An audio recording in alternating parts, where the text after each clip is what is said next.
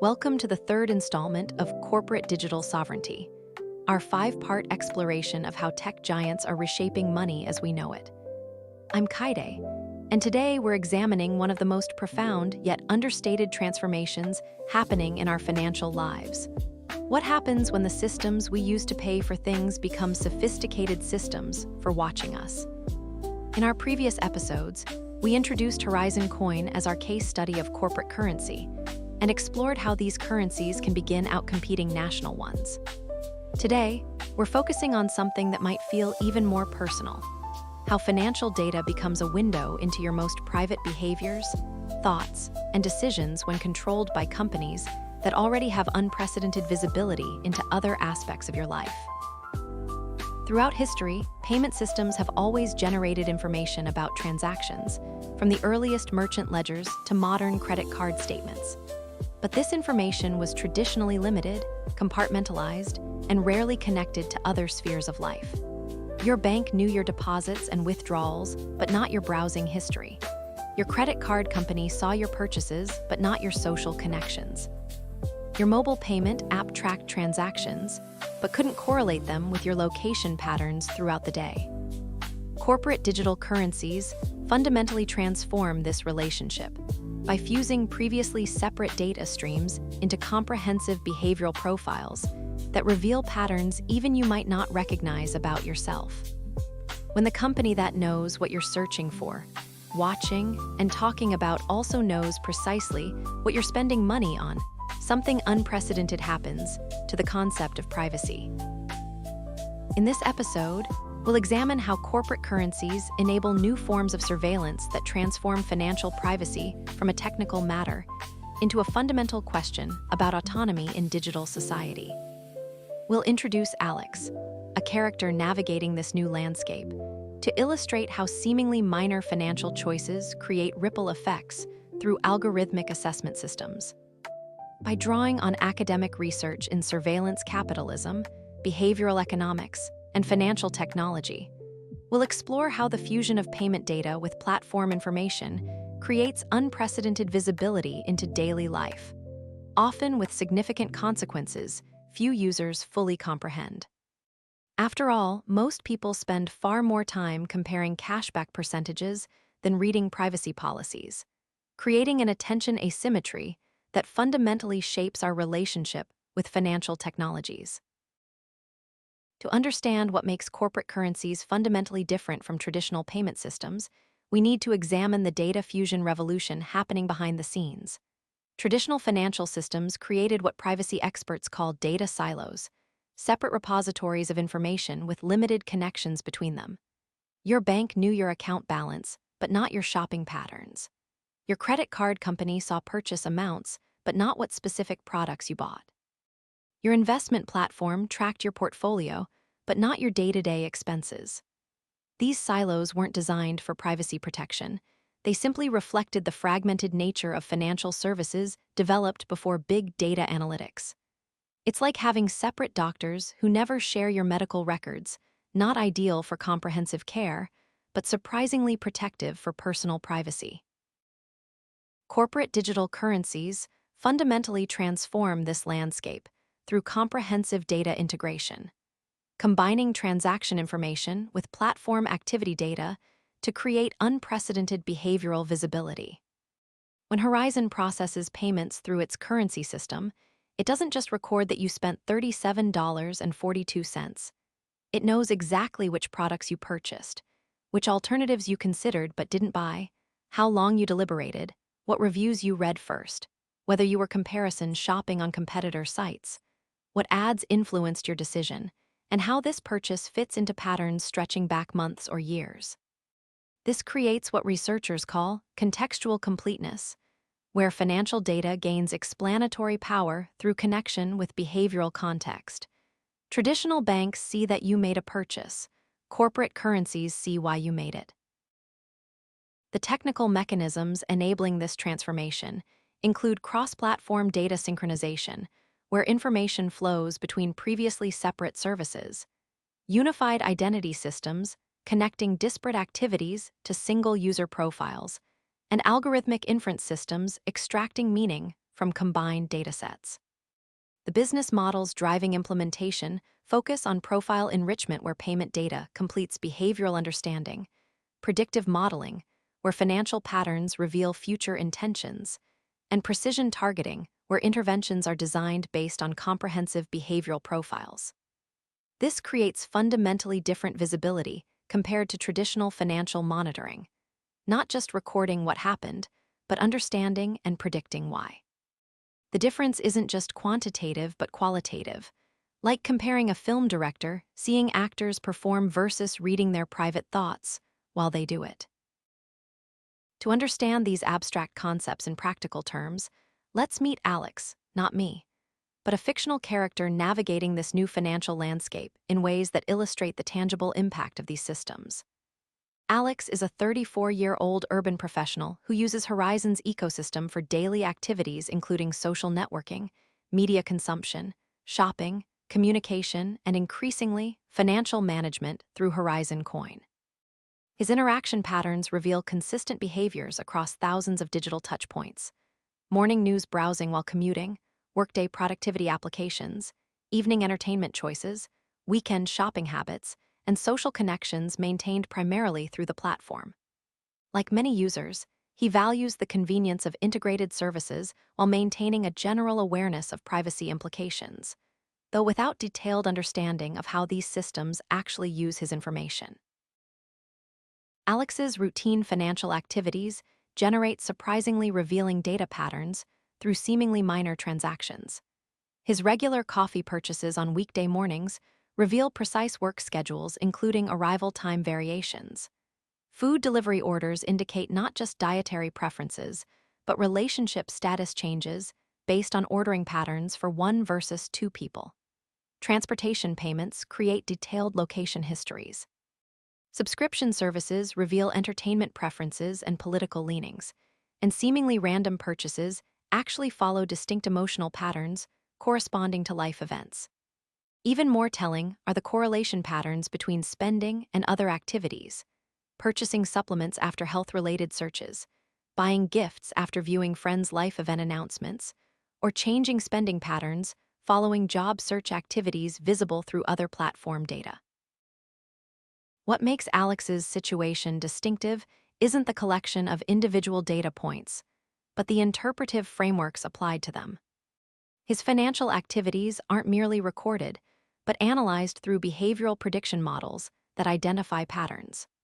Price sensitivity algorithms determining his willingness to pay for different categories, interest prediction systems anticipating future purchases based on research patterns, emotional state assessment correlating spending with life circumstances, and social influence measurements tracking how connections affect financial decisions. These frameworks transform Alex's financial data from simple transaction records into behavioral predictions with remarkable accuracy, often identifying future intentions before Alex himself has consciously acknowledged them. The system doesn't just see what Alex buys, it increasingly understands who Alex is, sometimes more clearly than he understands himself. Alex's interaction with Horizon Coin introduces him to an increasingly common but rarely discussed feature of corporate financial systems: algorithmic reputation scoring that assesses trustworthiness through comprehensive data analysis. Unlike traditional credit scores focused narrowly on debt repayment history, these trust scores incorporate hundreds of behavioral signals from across the platform ecosystem: payment timeliness, transaction patterns, social connections, communication habits, content consumption, geographic movements, and even subtle interaction signals like how quickly someone responds to messages or how often they change passwords. The system weighs these factors through machine learning algorithms to produce a single numerical assessment, functioning as a comprehensive evaluation of user reputation. Essentially, a financial behavioral credit score on steroids. This scoring system drives highly personalized experiences across Horizon's ecosystem through tiered service levels where accessibility, pricing, and features vary based on trust score rankings. Individualized terms where interest rates, transaction limits, and fee structures adjust automatically. and differential treatment where customer service responsiveness, dispute resolution processes, and appeal mechanisms vary significantly between score ranges. Users with high scores encounter a fundamentally different platform than those with lower rankings, experiencing better terms, more transparent processes, and substantially greater flexibility when problems arise. This creates what researchers call algorithmic stratification, where users experience dramatically different service levels based on automated assessments operating largely outside their visibility or control. While Alex initially benefits from favorable trust score ratings, a series of events illustrates the system's power and limitations. After purchasing books on politically sensitive topics, his account experiences subtle changes. Nothing explicitly blocked, but certain services requiring additional verification steps. Following a donation to a controversial advocacy organization, his fraud detection sensitivity increases, requiring more frequent transaction verifications. When a close connection with a lower-scored user develops, his own score experiences modest but noticeable decline despite no change in his financial behavior. These experiences demonstrate how trust scores create consequential judgments, not just on financial reliability, but on complex behavioral patterns. Judgments that structurally reward conformity with platform expectations while penalizing behaviors deemed statistically unusual or potentially problematic, regardless of their actual risk. Academic research provides crucial context for understanding the surveillance capitalism dynamics driving these systems. In her groundbreaking work, Harvard professor Shoshana Zuboff identified the fundamental business model transformation, where user behavior becomes the primary raw material for commercial surveillance systems. Financial data represents particularly valuable behavioral information because it combines high factual accuracy with strong predictive capabilities. People might misrepresent their interests on social media, but their spending patterns reveal authentic priorities with remarkable clarity. This creates what researchers call behavioral surplus extraction, where user activities generate value beyond immediate service provision, becoming independent revenue streams through prediction products sold to third parties. Your financial activities aren't just processed, they're harvested as behavioral data that's often more valuable than the transaction fees themselves. Research specifically examining corporate payment systems highlights unique surveillance capabilities provided by financial data fusion.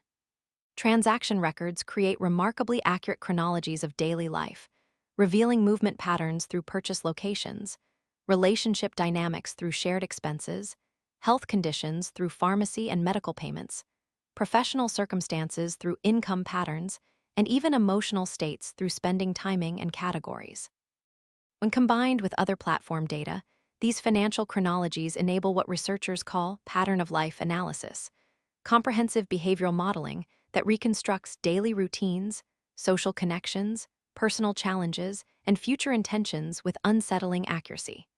This represents what scholars describe as observational completeness, where previously separate data streams combine to eliminate blind spots in behavioral visibility.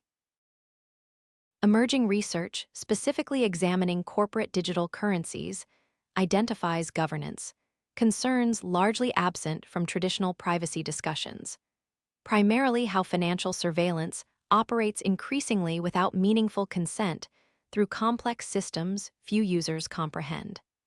Studies document what researchers call the transparency paradox, where platforms simultaneously provide extensive technical disclosures while remaining functionally opaque to most users, technically adhering to legal requirements while failing to create actual understanding. This creates what research describes as simulated accountability, where platforms implement consent mechanisms designed to satisfy regulatory requirements rather than facilitate genuine user awareness and choice. These dynamics explain why consumers consistently express privacy concerns while simultaneously adopting surveillance-based services. The choice architecture systematically advantages immediate convenience over long-term privacy protection. The business model driving corporate currency surveillance is sophisticated and multifaceted, generating value through several distinct but interrelated mechanisms. The primary revenue streams include enhanced advertising targeting, where financial behavior patterns significantly increase marketing effectiveness. Lifestyle prediction products providing insights on user intentions to third-party services. Risk assessment analytics used by insurance, employment, and financial services. And comprehensive behavioral profiles combining payment data with platform activity. The metrics reveal substantial value creation. Advertising effectiveness increases 40–65% when financial data informs targeting. Prediction products forecasting major life decisions command premium pricing, and risk assessment systems using transaction patterns outperform traditional models by significant margins. This creates economic incentives that fundamentally prioritize data extraction over transactional efficiency. Essentially, financial services become customer acquisition mechanisms for surveillance systems rather than independent revenue generators. The targeting mechanisms enabled by financial surveillance create remarkably precise intervention systems through temporal vulnerability identification, where advertising aligns with periods of maximum susceptibility. Personalized persuasion optimization, where messaging matches individual psychological patterns. And spending catalyst targeting, where marketing reaches users precisely when purchasing decisions are forming. These systems specifically exploit what behavioral economists call predictable irrationality, targeting moments of vulnerability or impaired decision-making identified through transaction patterns. Financial stress periods revealed through account balance patterns, emotional purchases indicating psychological states, and lifestyle transition periods when habits are most malleable. This creates targeting precision impossible without financial visibility, enabling increasingly effective influence at moments when users are most receptive or vulnerable. The long-term strategic value of financial surveillance extends beyond immediate revenue through data asset accumulation, where behavioral histories become increasingly valuable over time. Ecosystem reinforcement, where financial integration increases switching costs and platform dependency. And knowledge asymmetry advantages, where platforms understand user behaviors better than users themselves. This creates what economists call predictive information asymmetry, where the platform often knows what users will do before they do, creating structural advantages in all interactions. The ultimate strategic objective involves comprehensive behavioral visibility, enabling increasingly automated decision infrastructures. Essentially using financial data to build sufficiently accurate behavioral models that preferences can be predicted rather than explicitly stated, creating convenience through automation, but also dependency through predictive profiling. The evolution from traditional credit scoring to algorithmic trust assessments represents a fundamental shift in how individuals are evaluated in digital economies. Traditional credit systems operated through structured, regulated processes focused narrowly on debt repayment predictions, essentially asking whether someone was likely to repay loans based on their credit history. These systems, while imperfect, provided relative transparency through standardized reporting, regulated access, and limited scope regarding what behaviors affected scores. Users generally understood that paying bills late affected their credit score. They had less reason to worry that their social connections or reading choices might. This created what financial ethicists call assessment boundaries, clear limitations on what factors could influence financial evaluations. Credit scores might be frustrating, but they stayed in their lane. Trust score systems fundamentally transform assessment scope through behavioral factor incorporation, where non-financial activities directly influence scoring. Association evaluation, where social connections affect reputation metrics. And automated inference systems deriving conclusions from complex pattern analysis. The operational implementation occurs through proprietary algorithms with limited external validation, scoring adjustments applied with minimal explanation, and appeal mechanisms operating entirely within platform governance rather than independent systems. This creates what researchers call boundless assessment, where nearly any detectable behavior potentially influences algorithmic evaluation without clear boundaries between relevant and irrelevant factors. The system doesn't just determine whether you pay bills reliably, but increasingly evaluates whether you are reliable across every measurable dimension of digital life. The consequences of this assessment transformation extend far beyond financial services through service tier differentiation, where essential platform functions vary based on algorithmic reputation. Opportunity filtering, where options presented depend on trust evaluation. And social signaling, where user scores become visible within digital communities. The societal implications include algorithmic enforcement, where rules are implemented through automated systems rather than human judgment. Behavioral standardization, where statistical conformity receives systemic advantages.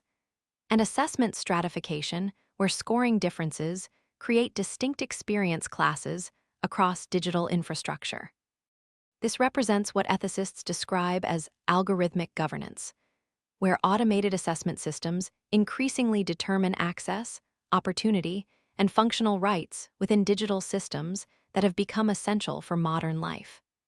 The trust score isn't just determining your loan terms, it's increasingly shaping your entire experience of digital society. The effectiveness of corporate financial surveillance relies partly on what privacy researchers call visibility asymmetry, where platforms see user activities with remarkable clarity, while users have limited visibility into surveillance systems monitoring them. This asymmetry manifests through technical complexity, preventing meaningful understanding of data collection processes. Aggregation effects, where seemingly innocuous individual data points reveal sensitive patterns when combined. And inferential conclusions, where non-sensitive information leads to sensitive insights through algorithmic analysis. For users like Alex, this creates a fundamental knowledge gap. He understands individual transactions occur, but cannot comprehend the comprehensive behavioral profile constructed from thousands of such interactions. While he sees specific trees, the platform sees the entire forest of his financial and digital life. Common privacy protection mechanisms provide significantly less security than most users assume through consent illusions, where complex agreements receive automatic approval without reading. Anonymization limitations, where supposedly anonymous data remains personally identifiable through pattern matching. And protection fragmentation, where safeguards apply inconsistently across integrated systems. Most significantly, the contextual integrity of financial information systematically breaks down when transaction data moves beyond its original collection purpose. Using payment information to infer health conditions, political beliefs, or personal relationships represents precisely the type of context violation that privacy frameworks were designed to prevent. The privacy protections users believe they have and the actual boundaries protecting their information are increasingly disconnected. The structural dynamics undermining privacy protection include convenience privacy trade-offs, systematically favoring immediate benefits over long-term protection. Attention economy limitations, where privacy decisions compete with more engaging activities. And resignation frameworks, where users perceive privacy loss as inevitable despite theoretical protections. This creates what researchers call manufactured helplessness, where complex systems promote individual resignation rather than meaningful control, essentially training users to accept surveillance as inevitable rather than contingent. The financial services adoption process particularly amplifies these dynamics through design patterns emphasizing immediate utility while minimizing privacy implications, creating user experiences that structurally discourage the very attention and consideration that informed privacy choices would require. An honest assessment of corporate financial surveillance must acknowledge genuine benefits alongside significant concerns. The convenience advantages include streamlined transaction processing eliminating traditional friction points, unified financial management integrating previously separate systems, and automated service optimization, adjusting to individual patterns. The algorithmic benefits include fraud detection systems, identifying suspicious activities with greater accuracy, credit accessibility for traditionally underserved populations through alternative data assessment, and personalized financial recommendations, potentially improving decision-making for some users. These benefits explain why rational individuals adopt these systems despite privacy implications. They solve genuine problems while offering immediate, tangible advantages that traditional financial systems often fail to provide. However, the comprehensive costs extend far beyond individual privacy loss through power asymmetry, where platforms gain unprecedented visibility into and influence over user behavior. Chilling effects where users modify legitimate activities knowing they're being observed, and manipulative potential where comprehensive behavioral data enables increasingly effective influence operations. The societal implications include surveillance normalization, where continuous monitoring becomes standard rather than exceptional. Behavioral governance, where platforms increasingly shape conduct through algorithmic incentives. And democratic deficits, where essential functions operate through private rules rather than public governance. This creates what philosophers call soft authoritarianism, where control functions through subtle influence rather than explicit prohibition, often feeling like helpful personalization rather than behavioral restriction. The surveillance expansion into financial activities reflects broader questions about information governance in digital society, specifically who should determine appropriate boundaries for behavioral monitoring, what limitations should exist on inference from transaction data, and how accountability should function when algorithmic systems affect millions. The fundamental challenge involves balancing innovation with appropriate constraints, creating systems that deliver genuine convenience and utility while maintaining necessary limitations on corporate visibility into private life.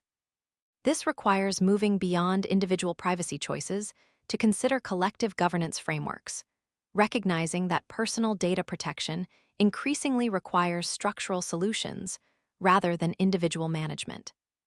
The questions raised by financial surveillance ultimately reflect deeper tensions between commercial capabilities and democratic values in our increasingly algorithmic society. As we conclude our exploration of financial surveillance, let's extract 3 essential insights. First, understand that financial data fusion fundamentally transforms privacy dynamics through unprecedented behavioral visibility. When payment information combines with platform activity data, it creates comprehensive profiles revealing patterns impossible to detect through either dataset alone.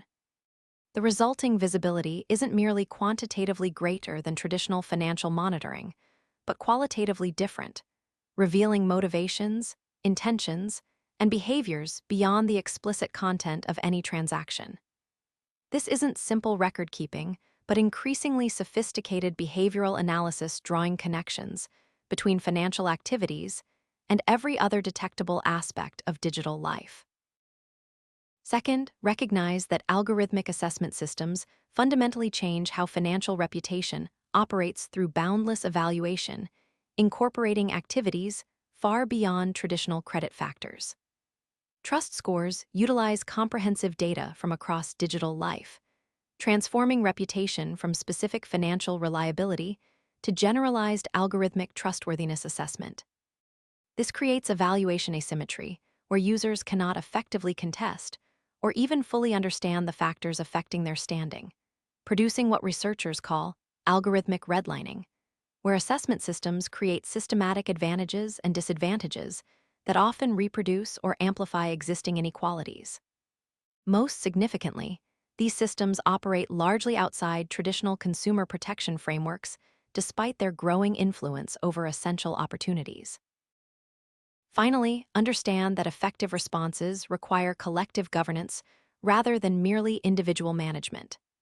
The complexity of modern data systems, attention limitations of typical users, and systemic power imbalances between individuals and platforms create conditions where personal privacy management becomes increasingly ineffective. This suggests approaches focusing on structural protections, establishing clear boundaries around financial surveillance. Governance frameworks ensuring automated systems remain accountable to public values, and collective mechanisms protecting interests that individual choice architecture systematically disadvantages. Like many environmental challenges, data protection increasingly requires collective rather than merely individual solutions, establishing sustainable governance for our shared digital ecosystem. In our next episode, we'll explore how corporate digital currencies increasingly function as critical infrastructure, examining what happens when private payment systems become essential components of social and economic life. We'll investigate the resilience implications when single corporate systems handle growing proportions of daily transactions, the governance questions arising when essential functions operate through terms of service rather than public policy, and the dependency dynamics emerging as convenience evolves into necessity. And we'll do this through concrete scenarios, examining how technological integration creates new forms of systemic vulnerability alongside undeniable benefits. We'll analyze detailed scenarios, examining cascading effects when technical or governance failures disrupt increasingly integrated systems, how outages affecting single platforms can create ripple effects through connected economic activities, how terms of service enforcement increasingly functions as de facto regulation, and how convenience features gradually transform into essential functions without corresponding accountability structures. This isn't speculative futurism, but emergent reality as financial activities increasingly migrate to platforms designed primarily for engagement rather than stability, creating fundamentally different risk profiles than traditional banking infrastructure developed specifically for reliability under stress. As you consider these developments, watch for infrastructure indicators in your own financial experiences. How many essential activities would be disrupted by single platform outages? Which financial functions now depend on systems designed primarily for other purposes? And where convenience has gradually evolved into necessity without corresponding reliability guarantees. The transformation of payment systems from traditional financial infrastructure to engagement-optimized platforms represents one of the most significant yet understated shifts in modern economic life, changing not just how we pay for things, but how essential systems function, who governs them, and what happens when they fail. Before we conclude, I want to thank you for joining us for this third installment of our 5-part series examining corporate digital sovereignty. Your engagement with these complex issues matters, because shaping technologies that increasingly observe, interpret, and influence our daily lives requires precisely the awareness and thoughtful consideration you've demonstrated by exploring these questions with us.